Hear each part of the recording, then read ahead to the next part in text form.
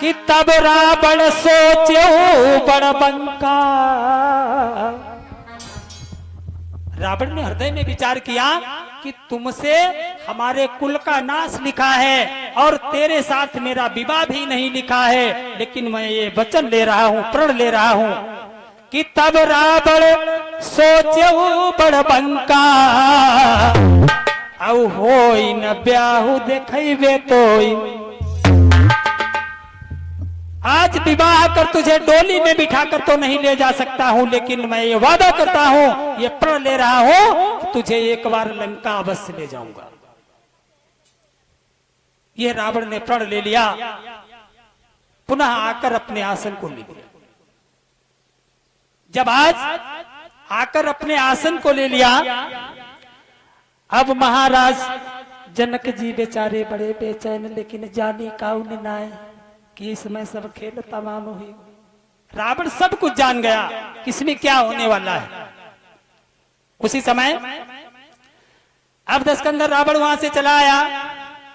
महाराज जनक जी ने फिर संबोधित किया, भैया बहुत समय हो रहा है और आप लोग क्यों नहीं जा रहे हो, चलो अपने वीर गति जो है, अपने जो है बल का प्रयोग कीजिएगा और परिचय दीजिएगा। तब आज कछु लोग हिम्मत बांध के बेचारे जैसे तैसे चले। हाँ, दुनिया में सब एक से नहीं होता, तो हिम्मत बांध के चले। जब धनु के पास में पहुंचे, अब धनु के पास में जामे और जो धनुष को स्पर्श करें यानी हाथ से छुआए, और सो जैसे सूखो वृक्ष नाए हुए हवा उसे नाए हिलते। हाँ, सो बेचारे आज निर्बल हो जाए, उन्हें जो नाय पता लगे अपनो शरीर लो साधन को मुश्किल से लुढ़क जाए धड़म। जब शरीर में ताकत ना तो गे तो जे नहीं करियो। हाय जैसे तैसे चुप्पा से चले आमे सर लटका आएगी। इतनी समाज में इतनी बड़ी बदनामी भाई जानी होती तो आते ना है। चुप्पे से खाले को सर झुकाए ले, और अब उस गद्दी पर बैठता शर्म लगे कि हम राजा हैं। उसमें तो सबके नाम पड़े कि जे महाराज जी आए, जैसे तैसे जाए के बैठ जामे। सोचे इसने ताकत लगाई, अब हम जाइए तो दूसरे जामे, तीसरे जामे। अब सारे लोग जा रहे हैं बारी बारी से, लेकिन धनुष किसी से हिल नहीं रहा है। टूटना तो बहुत बड़ी बात। जब धनुष किसी से हिला नहीं तो उसी समय अब कुछ ऐसे हुड़दंगी लोग होते, उन्होंने कहा भैया एक सिनाई टूटिए ऐसा करो। अब सब जने हारी तो गए हो, अब सब लोग चलो ताकत लगाइए, जा तोड़ जरूर डरिए। तब पुराणों में प्रमाणित है कि 10,000 लोग ने ताकत लगाए दिए। 10,000 वीर थे तो उनके हाथ कितने भाई 20,000। अब समझो वो धनुष कितना बड़ो होता, 18 ताड़ लंबा। हाँ, और काहे का था, महात्मा दधीच। ऐसे ऐसे संत अपने इस पृथ्वी के ऊपर भूतल पर हुए हैं और आज भी। जो जब देवासुर संग्राम हुआ था, जब सारे देवता दैत्यों से परेशान होने लगे, तो महात्मा दधीच से आराधना की थी, भगवान अब आपके हाथ में हमारी सबकी मर्यादा और लाज है। तो महात्मा दधीच ने कहा था कि तुम क्या चाहते हो देवताओं, मुझसे प्रश्न कीजिएगा, मुझसे जो हो सकेगा मैं आपकी सेवा। कहा प्रभु आप इतनी भक्ति किए हैं, इतनी आपके अंदर शक्ति है, अगर आप के इस बदन से अस्थियां मिल जाएं, अस्थियां समझते हो हड्डियां, अगर अस्थियां मिल जाएं तो इन अस्थियों से मैं अस्त्र बना लूं, शस्त्र बना लूं और उनसे हम दैत्यों के ऊपर प्रहार कर पाऊं। तो महात्मा दधीच जी ने, इतने दयालु, इतने कृपालु, इतने श्रद्धालु थे। महात्मा का मतलब होता है जिसकी महान आत्मा हो। अगर आपने मुझे एक गाली दे दी, आप मुझे 10 गाली दे दो, मैं आपका वापस जवाब न दूं। मैंने महानता के अंदर बदल दिया, उसी को महात्मा कहा जाता। केवल वस्त्र रंगने से महात्मा नहीं, मन को रंगो, वस्त्र ना रंगो।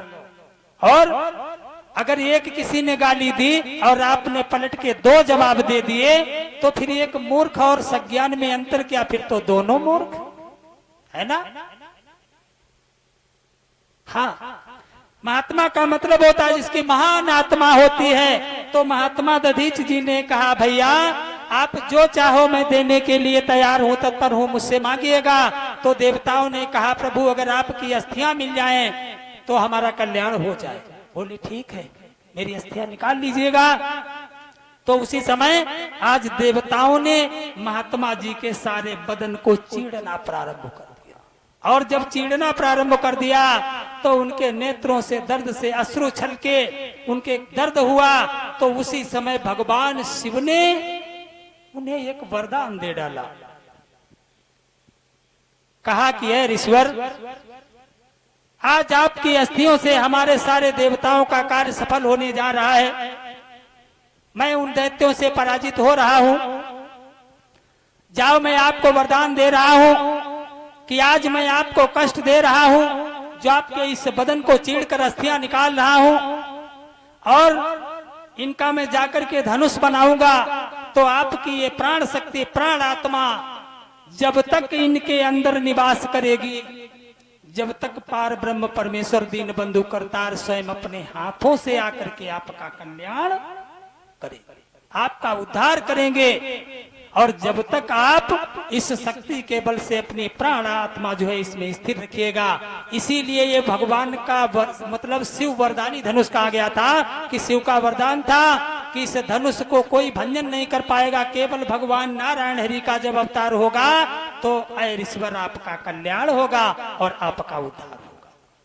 उसमें महात्मा दधीच जी की आत्मा निवास कर रही थी और जो सारी शक्ति से भरे हुए थे, इसीलिए वो धनुष किसी से नहीं हिलता था। अब सारे लोग 10-10 हजार लोग जाकर के ताकत लगा रहे हैं, लेकिन धनु किसी से नहीं हिल रहा है। जब आज प्रिय भक्तजनों, अगर भैया धनुष टूट जातो तो सीता मैया शायद टुकड़न में बांटे बांटे भेजी जाती। हाँ, हाथी तो अकेली। जब धनु भंजन नहीं हुआ, अब बेचारे सब खिसियाए के लौट आए। महाराज जनक जी ने जब देखा कि अब तो अनर्थ हो गया, व्यर्थ हो गया, मेरा प्रण अधूरा रह गया, तो महाराज जनक जी के नेत्रों से अश्रु आए और एक आवाज दी